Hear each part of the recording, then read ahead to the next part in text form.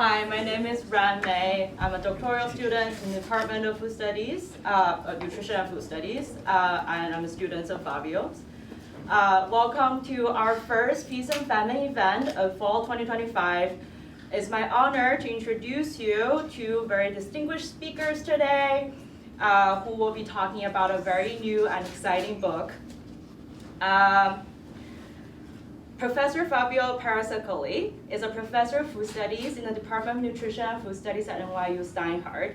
His research explores cultural politics of food, particularly in media, design, heritage, and international affairs. After studying East Asian cultures and political science in Rome, Naples, Beijing, he earned his doctorate in agricultural sciences at Hohenheim University in Germany. Professor Parasecoli has had a remarkable career spanning journalism and academia. He spent many years as the U.S. correspondent for Gambero Rosso, Italy's authoritative food and wine magazine. After covering Middle and Far Eastern political issues, his research has taken him across the globe, from Costa Rica and India to China, Brazil, Spain, Italy, and now today, Poland.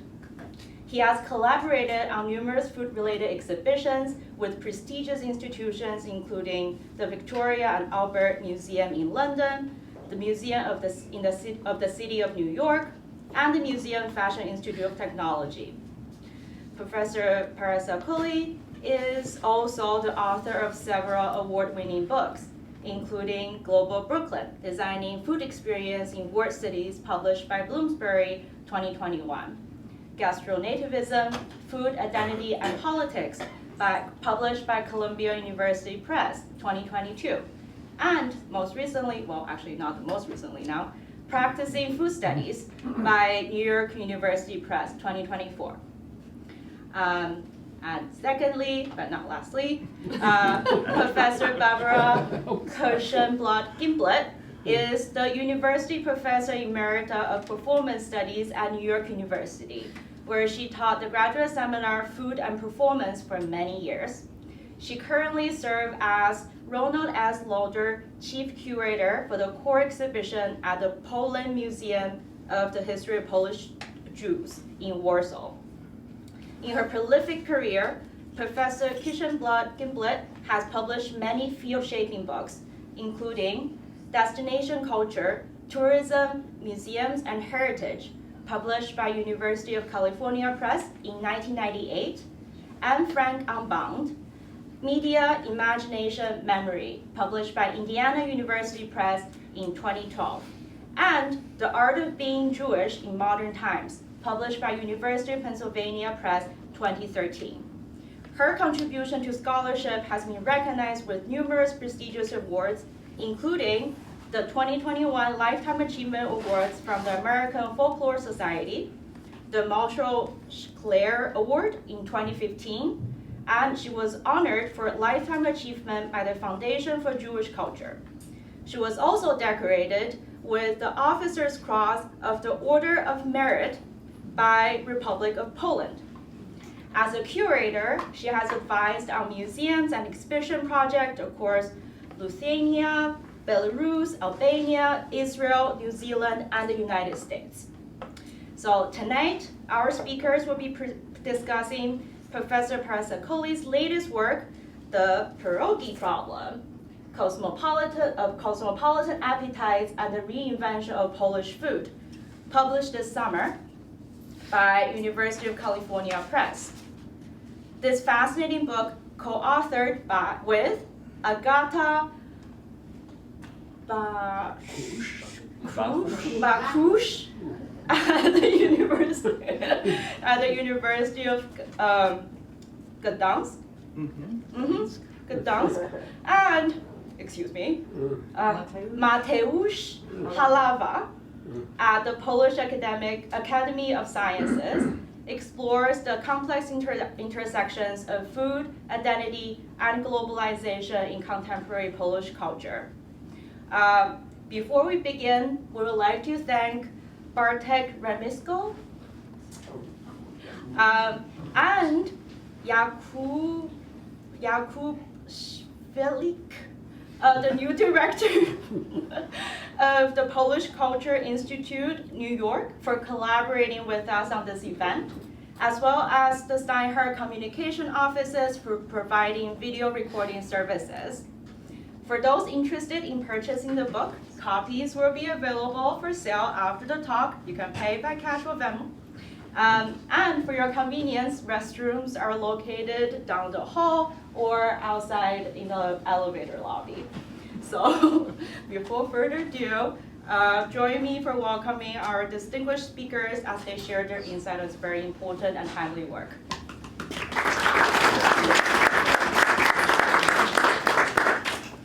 Well, thank you everybody for coming. I also want to thank, first of all, Ran and everybody in the department, Jenny Berg, our chair, for helping me organize this event, for hosting everybody here. It's an amazing pleasure. Again, the Polish Cultural Institute. And I also want to thank the Institute of Philosophy and Sociology at the Polish Academy of Sciences, of which I am a fellow. They've been my academic home away from home from years, and they really supported also practically my research when I was in Poland for some time. So before we go into the conversation, and I know that Barbara will have very interesting questions about the topic, as you know, Barbara is a very, very important scholar. She works in Poland. She has worked in Poland for quite a while now. And actually, I ended up working on Poland because she gave my name to the Adam Mickiewicz Institute that was organizing a trip to explore Polish food. And that was the beginning of everything back in 2016. So it's also like a very nice moment to have you here. And it's such an honor at any rate. So before we go into our conversation, I've prepared a few slides to introduce the topic and also explain a little bit the kind of work we've done. And of course now, oh, here we go. So these are the pierogis of which, you know, from which the book has its title. Why the pierogi problem? That actually was told us by Tomasz Duda, who was the chef at the Polish embassy in London a few years ago. We were there to present our work, and after our chat we were talking, and it was like, you know, I think we have a pierogi problem because we have such a rich and varied gastronomy, and people just know pierogi, maybe kiełbasa. And so we liked that sentence, the pierogi problem, and we decided to use it for our title, precisely to highlight this irony of a very complex cuisine reduced to one dish. Why these two pictures? Because this is pierogis now. You can see, you know, the domestic pierogi prepared very simply in large quantities. And then you might go to an upscale restaurant and be served one pierogi, but presented in a very interesting way with amazing ingredients. And I think this is really symbolic of the phenomenon we study in this book, how Poland in a very, very short time has changed economically, has changed socially. As you might know, Poland is the EU country with the highest rate of development. They're around 4, the rest of us it's like 1.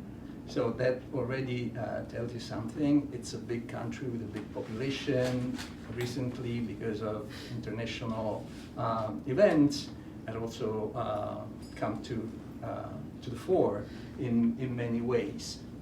But what we were interested in is to see how traditional Polish food has been transformed by a group of people that we define as tastemakers, chefs, journalists, producers, that are sort of looking around in the world and see how food and traditional foods are considered in the world, how they're talked about, how they're represented.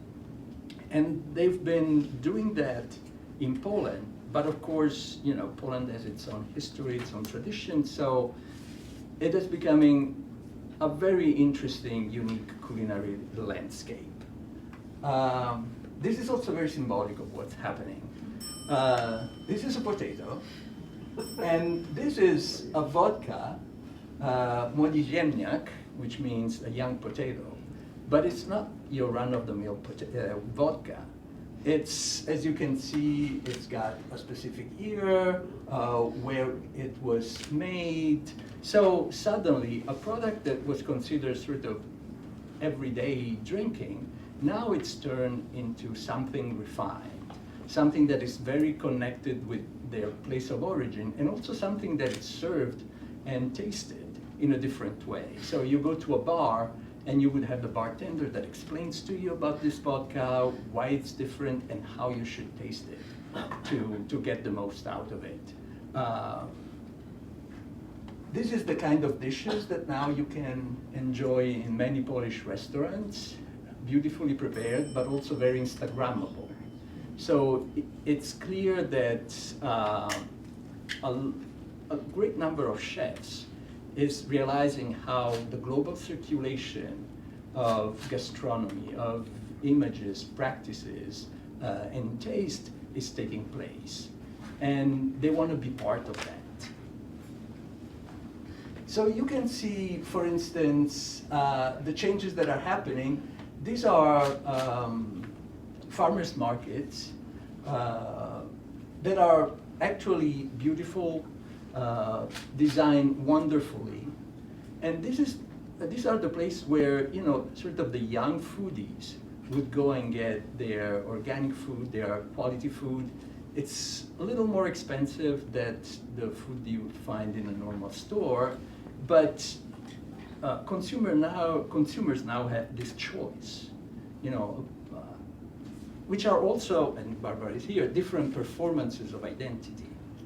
Shopping for cabbage here, it's not the same thing as shopping for cabbage, you know, in the stall on the side of the street, which still exists, and it thrives. It's not like the old world has disappeared, and that makes the situation very interesting.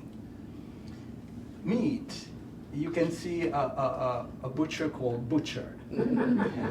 And you know, there is a lot of interest about different cuts, different ways of preparing meat, and you have experts, young people, that decide that it's worth pursuing a career as butchers, or in gastronomy in general. And this is also a big social change. Until a few years ago, cooking and food was something manual, was something of the people. Now you can express your refinement, your cultural capital, through work in food. You have places like this. These are beautiful coffee houses in Warsaw. I spent a lot of time in Warsaw, so I had the opportunity to explore quite a bit. These are cafes like we could find anywhere in Brooklyn. And actually, they became also partly the topic of my other book, Global Brooklyn. Actually, the idea of the Global Brooklyn was born in Warsaw, because we were seeing this, and it was like, hold on, am I still, where am I? You know, it was quite interesting. But of course, then you have the fantastic posters. As you might know, Poland has a very important tradition in graphic design and posters, so you can see that as Warsaw. These are places that are becoming popular. On the right, you can see an abandoned train station that it's now become a Nocny Targ. Sorry, I'm getting a little confused with the word. Well, it's a night market, but actually it's sort of a party where you can go and drink, sometimes you can dance, and there are places like that all over Poland. In Poznan, I remember I was in an abandoned warehouse that had been transformed into that. In Danzig, in, you know, where they used to make ships, now you can go and have drinks right on the water. Some parts of the yards are still functional and industrial, but some parts are there for leisure. And these are some of the people I interacted with, and over time they're also becoming quite friendly. You have Andrea Camastra. Actually he's an Italian, but he has a 1 Michelin star restaurant in Warsaw. Alex Baron, who's one of the most innovative, in my opinion, interesting chefs. Jano Mięckiewicz, who's the cheese expert of Poland, and actually he invited me to be one of the signatories of the Twaróg manifesto a few years ago. They decided that Twaróg, which is this sort of a fresh white cheese, needed to be elevated, need to be put under the attention of the public, and so they created a manifesto, and they kindly asked me to become part of that initiative. Sorry. You have, among the tastemakers, you have professionals that decide to change careers. And so here you have the two women behind Strong Oitzkowski, which is near Kraków. They make the most amazing smoked trout, but more interestingly, they have reintroduced a variety of trout that was disappearing. And so there is this work of rediscovering the sort of the material tradition of the place while offering a really high quality product. And on the right, you have the owners of Mleczna Droga, which means the Milky Way. It's a dairy farm that produces really good cheese and yogurt, and interestingly, Stilton. That was one of the first products that they had us taste, because they were so proud of the Stilton that they were making. But they were lawyers, and one of the owners of the trout place was an executive in IT. So it is becoming a possibility to quit your day job, or your job, period, and move to the countryside and become a producer. And that comes with social recognition. It's not a plan B. It becomes a plan A plus in a way. Design plays a huge role. These are pictures we took in Folwark, Pasowo. It's a farm, organic farm near Poznan. And you can see all the details are really well worked, from the branding of the products, to the design of the restaurant, to their Instagram. In all this, design plays a big role because it sort of elevates the experience for the consumer. They are aware that they are taking advantage of something new, something cool, something that has value.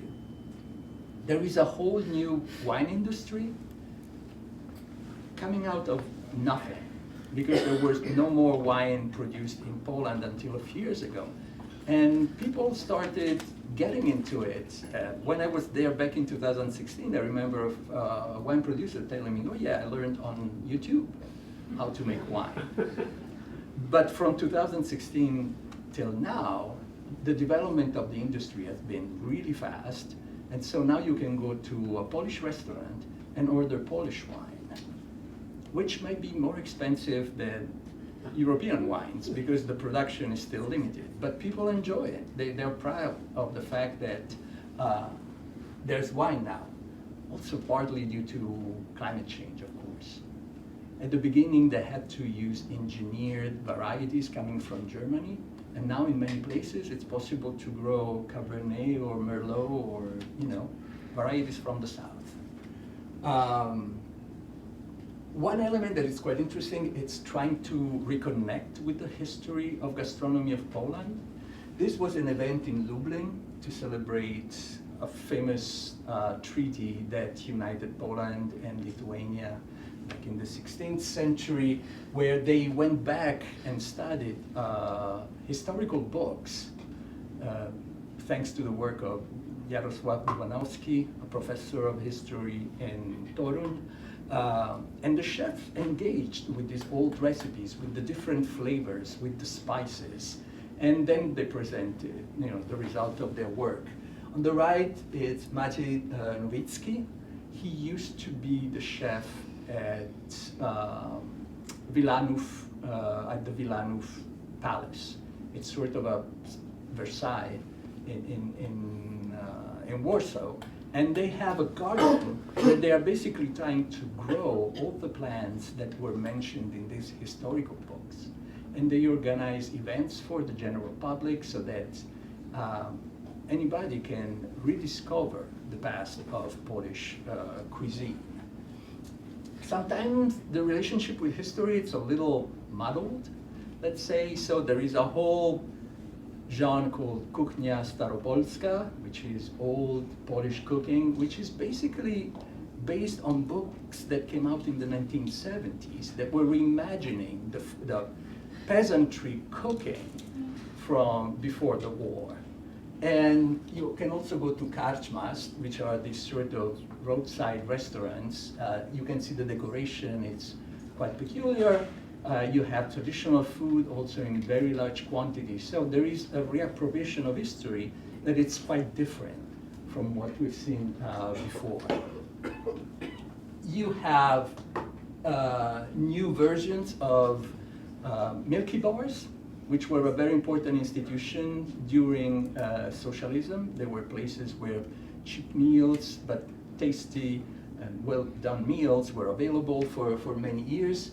Now there is a new generation of milky bars that take sort of the inspiration, but as you can see, they are very much designed. The food is not what you would eat. In the old milky bars that still exist, once again, the two realities are there. And this is something that struck me. There is a restaurant called Setka that basically copied the logo of the old Polish People's Party from socialism. So there is a big dose of hipster irony, also in the way in which the past is being re-examined. That said, great traditions are still there. Foraging for mushrooms and berries, it's still very popular. Smoked fish, personally, it's one of the things I love the most. There, nalewki, which are fruits and berries left in alcohol and sugar until they become this homemade liquor. They are in sort of gray zones. Some producers are actually registered. The majority of nalewki are homemade, but nevertheless, there are competitions, regional competitions and national competitions. I actually was invited to be a judge in a couple of them. I'll tell you a little bit more because it was an interesting experience. And then there are sort of institutions connected with socialism that are still there but have changed meaning. On the left you can see a działka, which is sort of a little urban allotment where people used to grow food because they needed food. Now they have become a mark of having connections because they are so difficult to come by. And people don't really produce food there. They are there to enjoy. Maybe they do produce food, but the goal is leisure in many cases. On the right, you can see the famous słoiki, which literally means jars. And those in the past were a sign of connection with the countryside. And in the past, maybe your grandmother would send you products that she would make. And now they are embraced as a mark of authenticity. I still have my babcia, my grandmother, making food for me. But then you have the version by Alex Baron, the chef I mentioned before. A few years ago, he had an amazing restaurant called Solec 44, where he experimented with fermentations wildly, because he's an artist at heart, and so he goes you know, he can go a little crazy. But it was really, really interesting food. So once again, you have the fermentation made at home and a young, innovative chef using fermentation. Of course, because of this, food cannot be isolated from politics. Actually, I wrote about this in my book, Gastronativism. On the left, you can see Newsweek saying the meat problem of Poles. On the right, it's who wants to stop us from eating meat? And it's a new craziness of the left. So even something as simple as meat has become sort of the object of these sort of political debates. I don't know, Polish politics can be quite intense. There were elections a couple of years ago that changed government, but the tensions are still there. And I would like to finish with, you know, what it meant to do research in Poland. I found myself being invited as a judge in competition of food that I had no idea about. But it didn't matter. Actually, it was, for the organizer, it was interesting to hear the point of view of somebody that didn't grow up with that food and see if the flavors, the style, the quality could measure up with what happens in the rest of the world.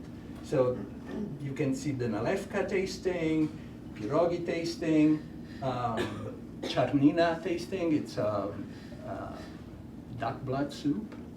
I found myself gathering potatoes, and in a magazine, I also got a portrait, as you can see, which is, when I saw it, I laughed for like 2 months. But it was a very interesting process, also because I was working with Polish researchers. And we have a whole appendix in the book about this. What does it mean for a foreigner coming from the US, but Italian, and a fast food critic to work in Poland with Polish scholars that maybe don't get the recognition they would like for working about food. And there were, you know, sort of career differences. For many people, it was weird that I was working as a peer with people that were my juniors, career-wise. There was a woman, anyway. It was quite interesting, but this is the result. So we started in 2016, and it came out just now. It took some time. And that's it, and now I'm curious to hear what Barbara has to say about the book. Okay. Well, first of all, Fabio, thank you so much for this opportunity. I am very honored to be here, and full disclosure, I love the book. Oh. Let's get that clear. Now, I want to tell you why. So, it's really the first serious book about Polish food in the English language. The only other one was published many, many years ago on food in medieval Poland. So from medieval Poland, and this is a wonderful Maria Dębicka, to looking at literally, this is a kind of a snapshot of this moment in Polish culinary culture. It's extraordinary. So that's the first thing. It's the first serious book in the English language other than Food of the Middle Ages in Poland, and I think for that reason, if for no other, I think it's really important. But the second is that I think of it as actually a model of food studies. It's multidisciplinary, it's collaborative, and it is so multifaceted. I mean, as you can tell from Fabio's presentation, is that it's covering all the bases. And there's a much more in the book than, of course, Fabio could present today, because there's a lot in the book also about, if you will, what I would call heritage practices. I mean, it's there, but what's wonderful about the book is that it is theoretically very rich, and, which is just warms my heart, it's ethnographic. So, coming to this really as a folklorist, an ethnographer, an anthropologist, this is qualitative, on the ground, field research, ethnographic, with close attention to real people in their everyday lives, and what it is they're actually doing. And the other thing is that it comes at it not simply in terms of the foods, the dishes, but it comes at it in terms of a kind of re-educating of the senses, in terms of the materiality of food practices in relationship to the body, in relationship to tools, in relationship to materials. So it is so rich in the way in which food is being thought about at this particular moment in Poland. So I love all of that. Now, very disappointing for many of you, this book is not about pierogi. You may have come thinking that it was about pierogi, and then in social media when we announced it, people were saying, pierogi the problem, it's the solution. So I have a question we have to get out of the way. Okay, it's not about pierogi. Pierogi is the problem. But my question is, but why has pierogi assumed this status? It's not something you deal with in the book. So it has assumed the status of symbol of Poland, I think mostly due to the diaspora, the Polish diaspora around the world. And it's one of those family dishes, dishes that speak about community, speak about tradition. So it totally makes sense for Poles abroad to maintain some of those traditions, and pierogi became maybe the most visible. And somehow it's a preparation that it's quite readable across cultures. I remember I moved here to the US in 1998, and I lived in the East Village on 7th Street. By the way, I come from Rome. I opened my windows and there was a bust of John Paul II in front of the Polish church on 7th Street, but that's another story. In that area, there were small mom and pop stores where people would make pierogis by hand and sell it. The East Village was very much Polish and Ukrainian. And that was my first exposure to Polish food, I must say. And already back then, pierogi had been somehow adopted as cultural symbols, but had also been embraced by New Yorkers as something tasty, as something that fills you up, as something that is understandable. So I think somehow what they're feeling now in Poland is that, you know, the chefs, the producers would like the spotlight also on other dishes, on other traditions. Okay, so there's so many other iconic foods. You know, it could have been borscht. I mean, if you talked, you know, Ukraine, I think the first thing that will come to mind is probably borscht, rather than pierogi, but they have their vareniki and they have their versions.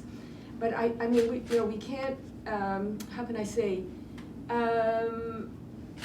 I think the problem obviously is the reduction of all of Polish cuisine to this one iconic food. That clearly is, quote, the problem. And I think it's interesting that you take the term from its articulation by the guy at the embassy. Yeah. You know, so that in a sense, that gives it, I would say, a pedigree. Mm-hmm. That gives it a certain cachet. So, you know, I was thinking that one of the themes of the book has to do, well, with a question that's often posed to you. So let me pose it to you because I think it'll be of interest, and that is the book about Polish food or about food in Poland? Okay, that was a very interesting conversation that I started having when I first was starting doing research in Poland. And I used it as a provocation for chefs and scholars, like, what is Polish food? Can we talk about Polish food? Does that exist? Or are we talking about food in Poland? And this is an important distinction because, as you might know, Poland has changed a lot in the past 100 years in terms of the land that it includes. So there were parts of Poland that now are part of Belarus, of Lithuania, of Ukraine. They are part of Germany that are now Polish. So there was this sort of this location geographically that was also accompanied by internal migrations. And so what does it mean to have Polish food? How does that come up? And many of the tastemakers we talked to, they would like to sort of expand the idea of Polish food. So there is a whole embrace of Polish Jewish food that had, let's say, not set aside because people eat it, but not recognized as specifically Jewish heritage.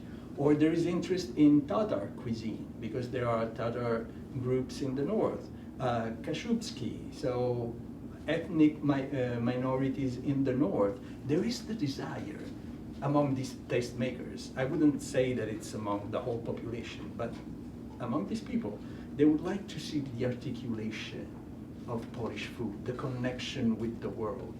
I've heard so many times that the sentence from the Baltic to the Black Sea, which was the extension of Poland during the Polish-Lithuanian Commonwealth, which meant it was in the middle, for instance, of the spice trade. Dishes were much spicier. So there is all these elements that I think are being, I wouldn't say rediscovered, but rediscussed. So, I've been thinking a lot about this because, let me put it another way. There's a very nice passage in the introduction about what you are not going to do in this book. And for me, that's a strength of the book. So let me just share this with our audience. That is, this book will not be about what is originally, uniquely, and authentically Polish cuisine. Yes. But it will be about how and why this question animates the culinary cultural field in Poland. Why delineating a Polish national cuisine has become a priority. That's interesting. So it's the question that's interesting, not the definition. Yes. It's not about defining what is authentically, originally, and uniquely Polish, but rather it's about why do people care, how do they go about thinking about it, asserting it, creating canons, recreating designated appellations, and taking all of these steps, and in a way, and I want to come to this, in a way, it is the tension between imagining a national cuisine as one cuisine versus a very particular kind of diversity in Poland, where one could say that today the cuisine is more diverse than the population. And I wonder if you'd like to comment on that. Oh yeah, that's, I think, the desire of tastemakers to point out this articulation. It's very important. There is the sense that Poland is very uniform ethnically. And for these people, it's not a problem, but it's something that diminishes the possibilities of what Poland could be. But then, if you start looking at actors that maybe belong to a more conservative political space, then the question of identifying the essence, the unchanging essence of Polish cuisine becomes quite important. I was even in conversations with the Ministry of Agriculture when they decided to start the project of the canon of Polish cuisine. And in my conversation, I pointed out that the idea of canon is not exactly reflecting, what most people think about heritage. For instance, at the UNESCO, there is this idea of something rigid, something belongs, some doesn't. It doesn't change. But at that moment, for them, it was important to start this process of identifying this kernel, this unchanging essence of Polish cuisine. So I did not participate in the project, but many of the actors that might have also different political ideas did embrace it, because it was the first time that the national government was looking at food and food traditions in that way, and that became very important to them. But they were looking at dishes, not They were looking cultural, at dishes. and not looking at, this is what you point out in Yeah. the book, and not looking at cultural practices, Yeah. meaning, significance. Yeah, it was just identifying this dish yes, this dish no, this dish yes. Essentially kind of like a cookbook, you Yeah. know, of recipes, basically, which is a much, I would say, very diminished way of thinking. So,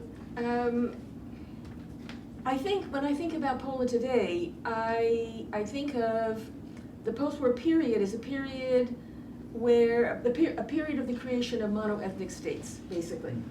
And a period, with the Holocaust, Jews basically disappear, except for a relatively small, I mean, there were 3,300,000 Jews in Poland, 90% of them were murdered.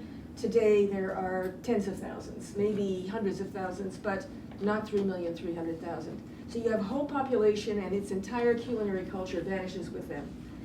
But at the same, so essentially mono-ethnic except for this influx of Ukrainians and also Vietnamese. Vietnamese, the biggest immigrant group other than the recent, this is from the 70s, it's from communist Vietnam, it's like another whole story. So, but I think, when I think about diversity, I think of it in a couple of ways. And one of them is, and this is very much a topic you take up in the book, has to do with thinking about regional. And thinking about regional in two ways. One, internal to the borders of Poland today, and one, regional that escapes the borders. Because so much of the culinary culture that we associate with Poland, and I don't mean it as a unitary culture, but so much of whatever it is trans-regional. I mean, or it's transnational, or it's regional in the sense of ethnographic regions, not regions within a political entity. So I think, and when I think about it, there's another whole conversation, but the best example I can think of is gefilte fish, but we'll leave that for another conversation, because what you have is you actually have minority groups that have their own ethnographic regional configurations. But, and this is something you deal with, what is so interesting is that historically, the territory of Poland today is made up of parts of the country that were once, for almost 120 plus years, part of the Austrian Empire, the Russian Empire, and the Kingdom of Prussia. And that has actually created a kind of historical, historical diversity. And I mean, maybe you would want to comment on that. So, the fact that the country was basically dismembered, it was divided in three parts and attributed to the nearby empires, has had a huge impact on the economic and social development of these different regions. And of course, that had an impact on how the food system developed in these different regions. So there is this element. On top of that, then there has been the attempt during the socialist times to create sort of a diet that was not connected with regions, because so many people had been moved around, but it was focused on the fact that everybody needed to have enough to eat, which was a huge advancement, because for centuries, Polish farmers were not well nourished. So you have all these different layers, but now you have the desire of rediscovering regional traditions. And there are still elements of that. But the way they are being reconfigured is very much also influenced by how the global culinary discourse talks about regionality. It's a mark of authenticity. It's a mark of quality. And that's what the tastemakers, the chef producers, the media personalities are trying to do right now.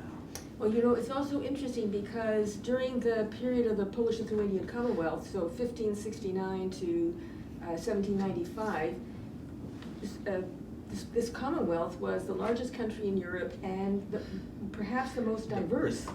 And it was because it encompassed not only Poland, Ukraine, Belarus, Lithuania, Latvia, parts of Russia, and in a sense, and it was diverse in terms of religion, culture, and in every other way. So that, but I think what you've expressed here and what the book does is to capture the degree to which some of that diversity actually persists in the, well, not only, basically persists in Poland today. Okay, so now let me go to something that, well, let's do this. I'm interested in how the book deals with tradition.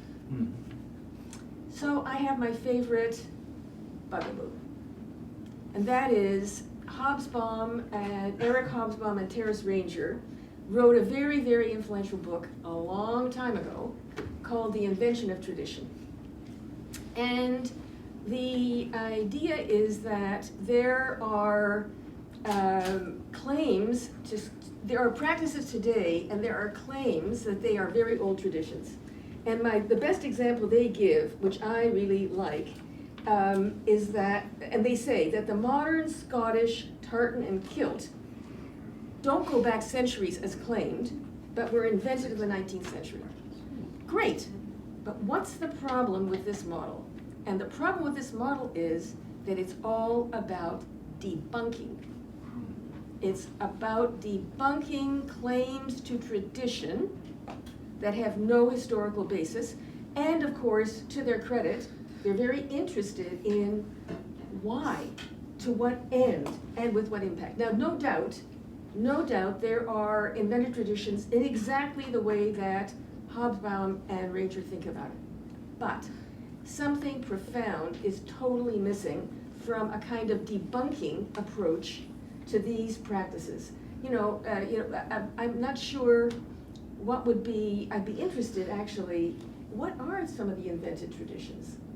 Can you think of ones for Poland? I think the fact of projecting back in time, for instance, the fact that meat is central in Polish cuisine, and we know historically that that's not the case because very few people had access to meat. But those political discussions I was mentioning are based on the assumption that Poles have always had access to meat, and you have to have meat to have a meal. Well, if you think already in the 70s, we know very well that that was not the case. But also, you point out that, and certainly in the early modern period, and presumably the Middle Ages as well, that the number of fasting days, Yes. I mean, people were fasting all the time. So, that definitely, I think, supports what you're saying. So, what I would propose as an alternative to this, I think, cynical approach to tradition is to think, and I'm inspired very much, and you mentioned this earlier, by UNESCO's Intangible Heritage Initiative with all of its problems, and we know it's got a lot of problems, but I would propose that heritage is a mode of cultural production that produces something new that has recourse to the past. But it's not about making false claims and debunking them. That there's something creative going on here, and there's a process here which I think requires a different lens. I don't know whether you... No, absolutely. Actually, we quote your work on this in the book because we totally agree on that. It's a creative moment that somehow responds to situations in the present. Why is tradition important? Why are we even talking about that? Why is it valuable? For us, that's the important element.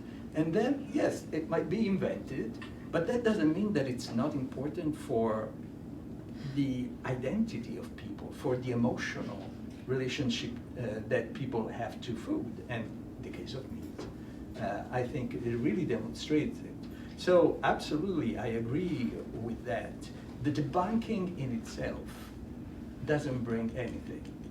The interesting question is, why has this invented tradition being embraced? Why is it so valuable? What do people find in it? And I think in the book we try to look at that. We divided the book in a very strange ways, in many ways. So we have a chapter about people, one about place, one about time, and one about materiality. And it's how food is reconfigured in all these dimensions. And in the chapter about time, that's where Exactly.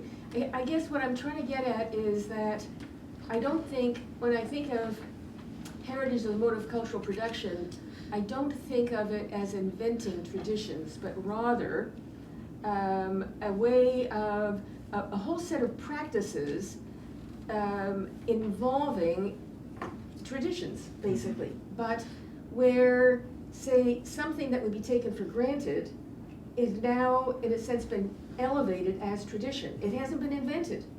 It has been, if you will, elevated, elaborated, protected, made the focus of a museum, of a festival, of some other way. Okay, but now I found that the chapter on place really interesting, and I really liked the approach, which was not so much about place as such, but about place making. And I wondered if you'd want to say something about that. Yeah, we realized that placemaking can play at different scales. So we saw, for instance, Poland was an important scale, the nation, and above all, the nature within this country. So there are lots of chefs and producers that are sort of scouting out Poland, trying to rediscover plant varieties, animal breeds, dishes that are not there. But the scale is the nation. And then you have the regions, as we discussed, you have cities, which in Polish culture are very important. Kraków has got its own identity, Warsaw has got its own, Gdańsk has got its own. So it's very interesting of how each of these articulations at different scales are overlapping and working together towards creating this varieties and this richness that these actors in the gastronomy field want to highlight. So I want to share a story. Okay. So I've been involved with POLIN Museum of the History of Polish Jews since, in a very minimal way, since maybe 2002. And then eventually I pretty much moved to Poland. And for reasons I can't remember now, I wanted to buy prunes. So I went to Halamarowska, this wonderful market, and it is exactly, I think, Fabio, you really capture it, because it really shows how some of these, there's old school markets are still going, and people drive up with their cars, they back them up to the sidewalk, they open up the trunk, and then they've got their like granny squares that they've crocheted, and they've got the eggs from their chooks, and etc. Okay, so I'm going around the market, I'm looking for prunes, and at this point my Polish was even more rudimentary than it is now, and I noticed that all the prunes seemed to be from California, and I didn't want prunes from California. So the only prunes I could see that were from California, I'll tell you in a moment what they were. I assumed, well, they're not from California, but I don't know where they're from, and they were Śliwki Krajowe. I had no idea. I thought Krajowe was a country. I didn't know what it was. Those of you who know Polish will appreciate what that means. So I bring them home. Well, I bring all my shopping home. I bring home, wonderful produce and whatever. And, I think to myself, what am I smelling? Something really smoky. I have no idea what this is. So I go through my stuff, and it's the prunes. I said, prunes? Smoky? So then I discovered that what Kirowa means, it means local. It means here, our country. It's not like, another country, like Russia or something. Fine. Then I start to look into it, and then I discovered, which was for me an absolute revelation, there are now 2 towns in Poland that have gotten like a special designation for their prunes because of the way in which they are dried, and the way in which they're dried smokes them. In other words, they don't smoke them, they dry them, and the drying process smokes them. And it turns out that in the case of a town very, very near my father's town, the town of Rydlof, that one of the people in the town remembers that it was a Jewish specialty from before the war, and that the Jews who were drying this fruit actually taught it to the Poles, who then continued it using the same and then, of course, since then, other technology.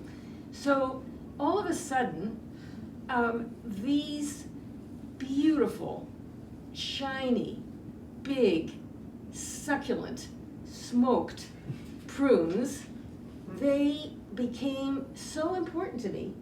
I can't even begin to tell you, like, they will stay with me in my memory forever. So, I mean, I think that this goes exactly to your argument in the book, right? Yeah, yeah. And I had a similar experience with a jam that they make with these prunes. And it needs to be cooked very slowly so that it takes this smokiness. There are certain flavors and certain smells that I immediately connect with that food. And unfortunately, the focus being so much on dishes and preparations, these techniques, these practices, who prepares that, it's sort of not looked at in the way I think it should. Well, and your book does that, because I think what struck me as I looked further into this story was that it's all about orchards. And my father remembers that Jews would rent an orchard and there would be a hut, and that my father even had to spend nights there in order to make sure that nobody stole the fruit, and that it was a kind of specialty. So that all of a sudden, and they talk about how the aroma of all the fruit that was being dried would waft over the entire town during this period. So all of a sudden, it's like a whole universe. It isn't just a dish or a food.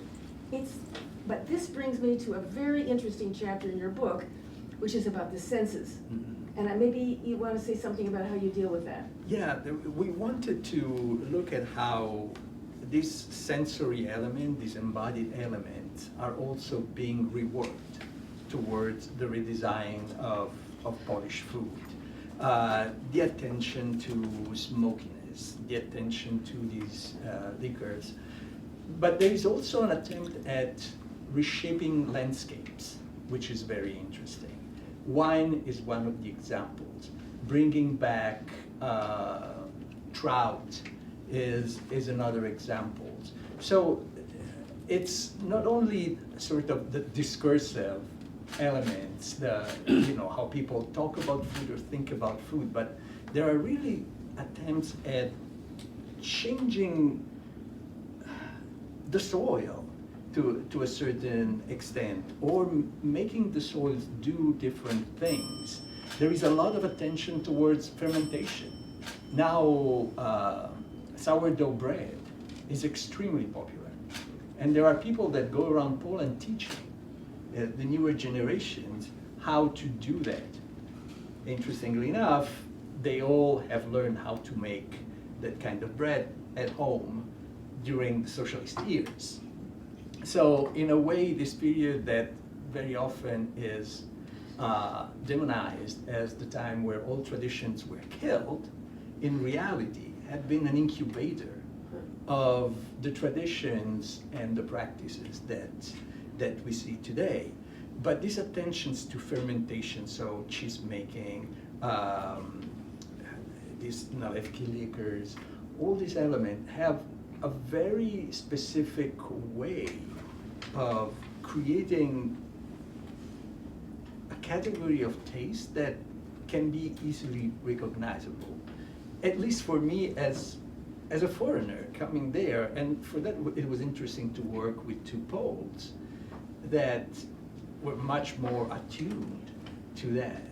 And so we had lots of exchanges about what does Polish food taste like to you compared to what it tastes like to me, and we try to translate this conversation also. Well, I think what I liked so much about the chapter on materiality and the senses was the idea that these, first of all, tastemaker is a core concept in this book, and it's very clear also from your presentation. These are real agents in this culinary world. And one of the things they're doing is, I would say, educating the senses, making them more discerning, more open, and really enlarging, not only enlarging sensory experience, but also in the ability to discern, and also to develop a language for talking about those experiences. That's really new. Yeah, I saw that happening in the nalewki contests, because it's a very homey, very common drink, but there was no specific language to talk about it, and also to judge it. When it's bad, when it's good, what are the characteristics of the good ones?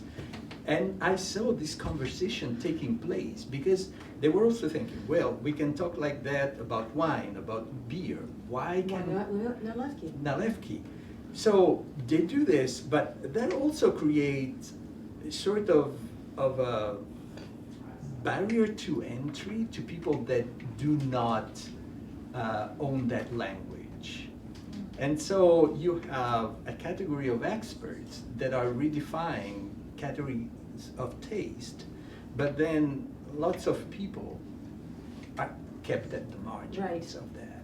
Right, and you actually, I think that one of the strengths of the book is looking at issues of class, of, I would say, what you call food wars, which are very interesting. So let me go to my last question, then I would like to open it up for discussion.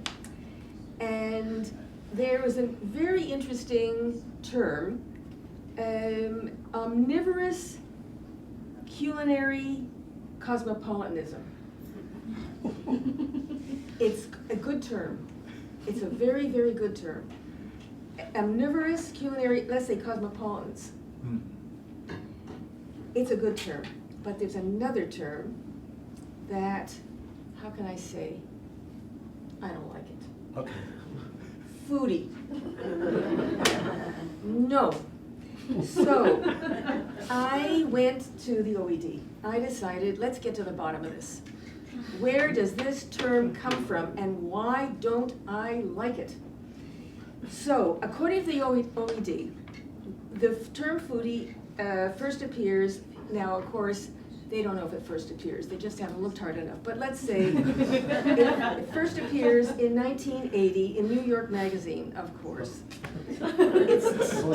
It's you know, muzzle tough, so it's slang, it's colloquial, and it is defined as a person with a particular interest in food, semicolon, a gourmet, not the same thing at all, sometimes distinguished from gourmet, thank you, as implying a broad interest in all aspects of food procurement and preparation. But why? I don't like it because I think it trivializes serious interest in food. And I understand that this term now has a pedigree because it has been given theoretical and analytical power. I can't believe it. And by Canadians. Oh, that's even worse. And I am a Canadian, in case you didn't know. So there's this book called Foodie. I know. That has become sort of a very important book in food sociology.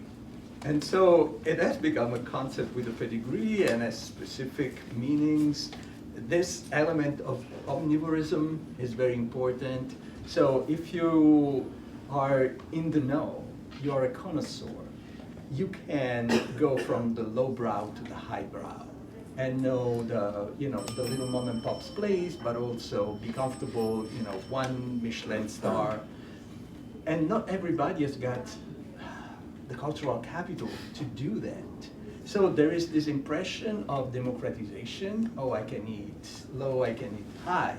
But in reality, it's recreating distinctions between those who can afford to do that culturally and socially, and those who do not feel comfortable.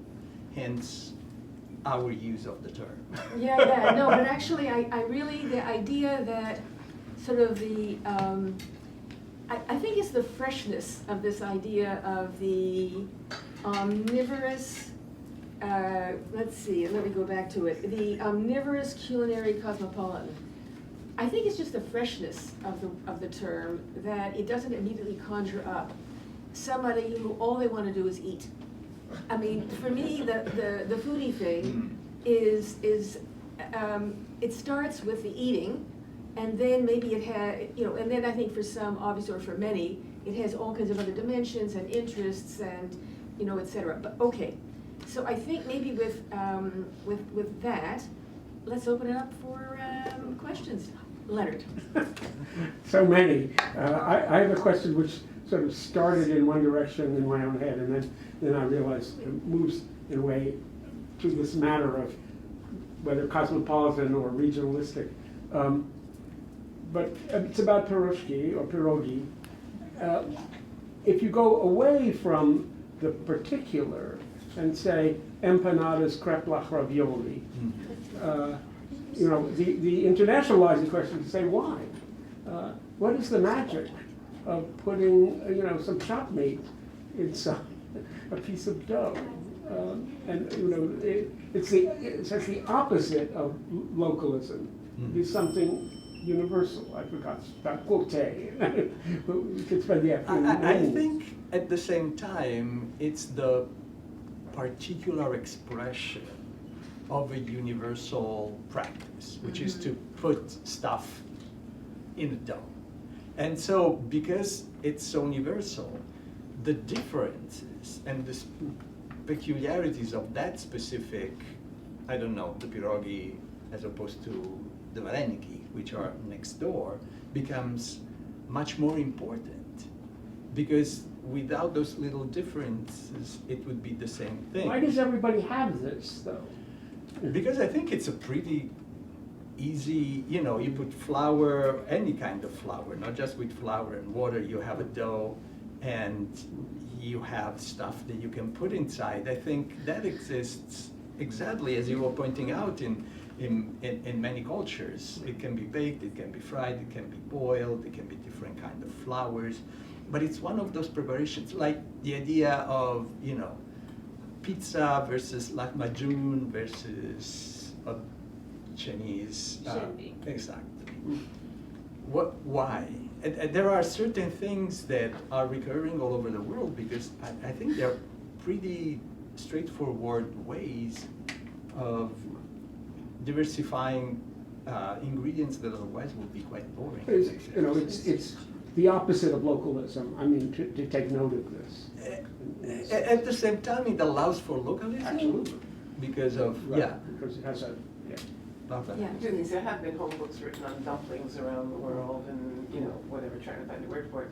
But kind of playing with that, I just thought I'd share this fun moment at the Feast of San Gennaro last week, which is in Little Italy, which abuts Chinatown. There was a booth selling Italian-filled wonton. That's exactly what they call it. I missed that. I ate it, and it was, my daughter and I had a good laugh and ate it. Yeah, please. Oh, me? Yeah. Hi. I was wondering if you could say something about gender, because pierogi or pierogi historically were made by women, and there is a whole notion of skills that is produced and transferred from one generation to the next. And the extent to which women are prepared for marriage or for carrying on their domestic duties.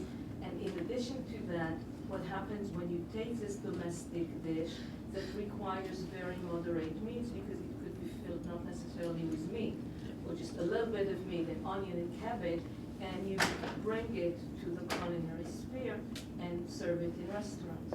If there's anything about that. Oh yeah, oh yeah. So first of all, grandmothers are sort of the goddesses, at least rhetorically, of Polish cuisine. Everybody refers to their own grandmothers. It's one of the first Polish words I learned because it was mentioned so often in interviews that it sort of stuck in my head. So there is the awareness that these practices are really connected with domestic traditions and women's traditions. Even the big chefs that now interpret pierogis in their restaurants still make reference to their grandmothers. Oh, I've learned how to make the dough this well because that was my grandmother that did it like that. Which is also very universal, because it's probably Palestinian cuisine. Oh yeah, Italian. it's everywhere. But what's happening now, it's when pierogis goes from the kitchen table, the domestic kitchen table, to the two Michelin star restaurant, they're being transformed in terms of the quality of the flour, the quality of the fillings, and they're very eager in serving you less pierogis because at home you would get them out. So what you're having at the restaurant, having 2 or 3 pierogis or 1 in a dish, it's meant to draw your attention to how different that pierogi is, while at the same time embracing this long tradition. Thank you. Yeah, please. The gentleman? Yeah. So I spent some time with some of these omnivorous culinary cosmopolitans in Poland, and I found this tension between wanting to correct for the communist influence on the cuisine and kind of go back before communism. And an example would be cream sauce on stuffed cabbage, as opposed to the sweet sour tomato sauce. But also this desire to elevate and celebrate some of these beloved communist classics. I'm curious if you can speak to the lingering influence of communism, or how some of these chefs and tastemakers are reckoning with the past. Actually, I have an article that I wrote with Agata that's coming out on the New Lines magazine soon about this topic. There are many, many elements that are rooted in the dietary and nutritional habits that developed during the socialist years. But sometimes there is a difficulty in acknowledging them because those were the bad years. So there are desserts that are still very popular that started in those years, cheese brands that started in those years, and everybody loves them. And let's say there is the intellectual knowledge of the connection with socialism, but also the emotional desire of separating it. And to do that, very often they are referred to pre-socialist traditions. So what the socialist factory did is just taking a pre-existing recipe and mass produce it, which is still what you eat now. But there is this desire of using history and time to give it another meaning. But also, I think you talk in the book about a certain nostalgia for that socialist period. Nostalgia that and irony, I mean. Exactly, needs to be filtered through irony.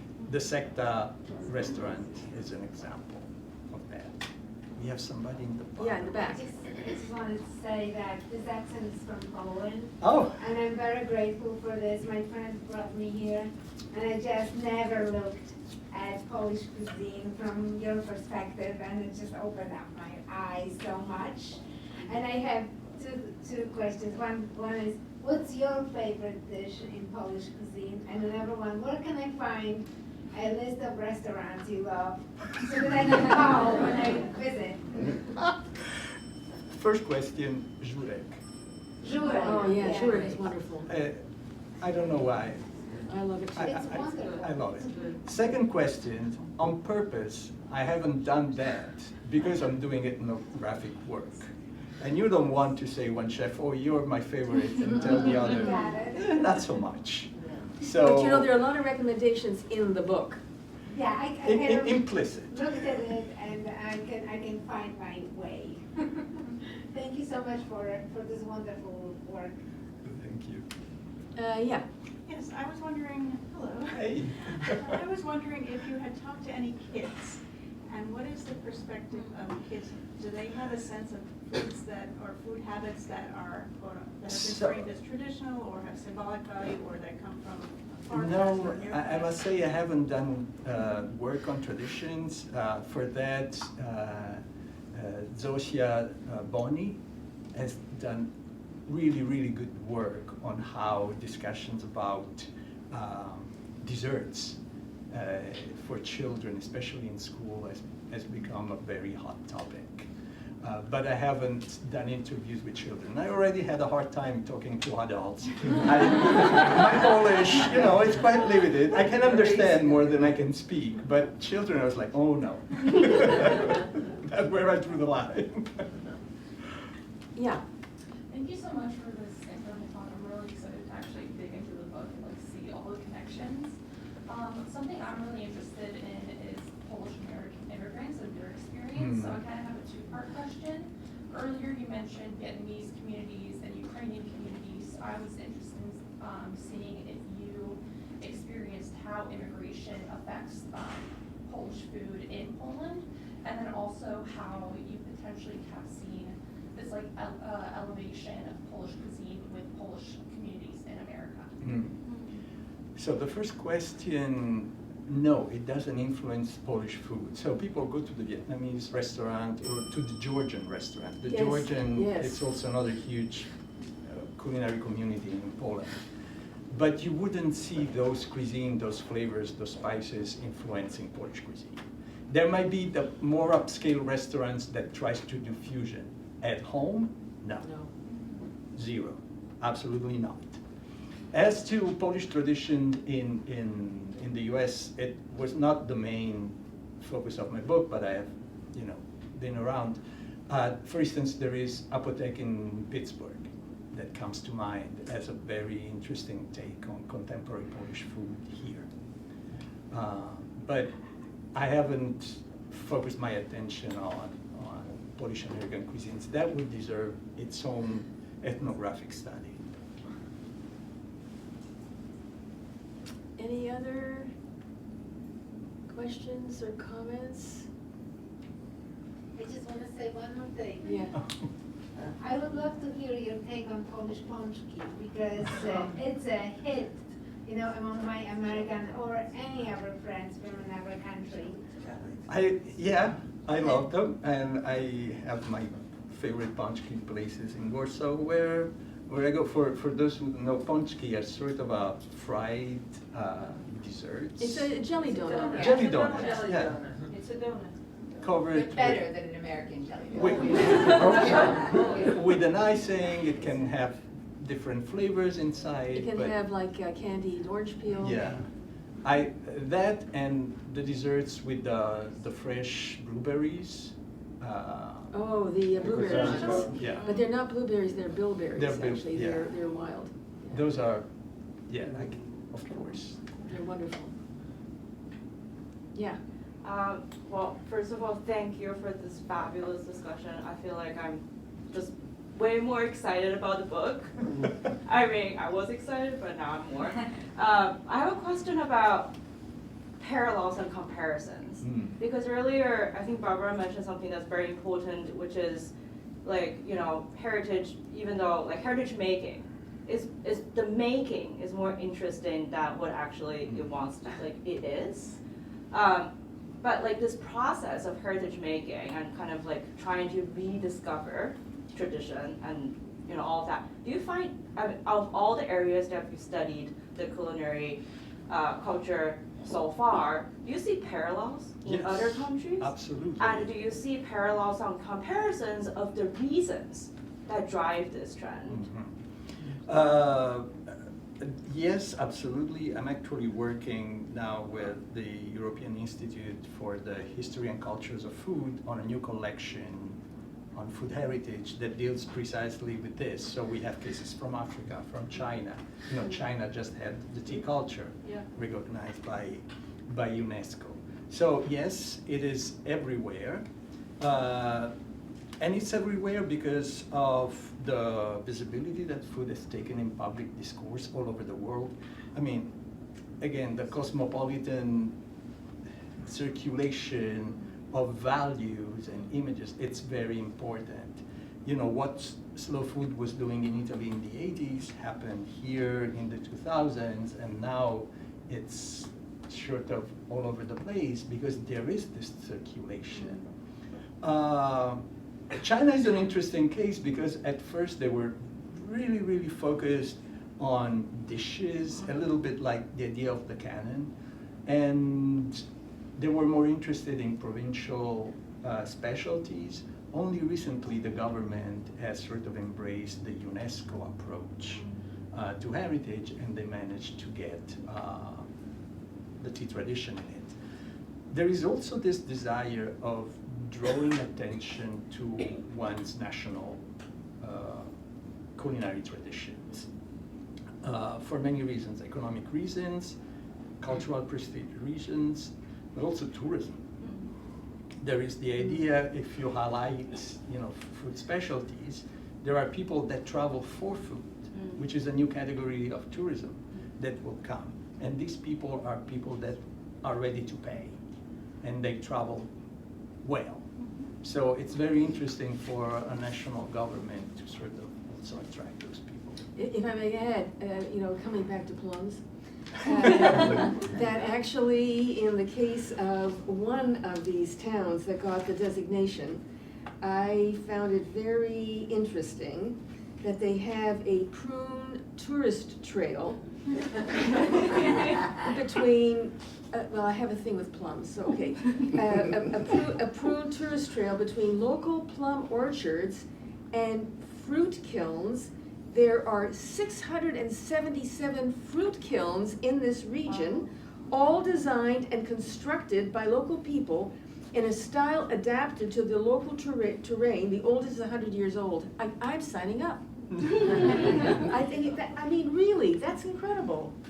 That's incredible. And the thing is that, in a way, I think what that does is to leverage a certain continuity of cultural culinary practice, to leverage it in a way that makes it into heritage. It didn't invent it, but by that kind of, by whether it's a museum or a tour, a heritage trail, a festival, what it's done is to convert something that you might have taken for granted, that might have been second nature, and you have, in a sense, applied a set of practices to it that now nothing is ever born heritage. That's the point.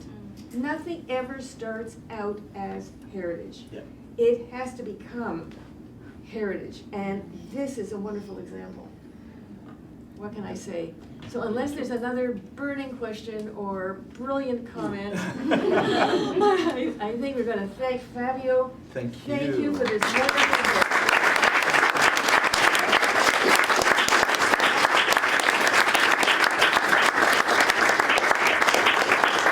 Thank you everybody for coming and also for the conversation.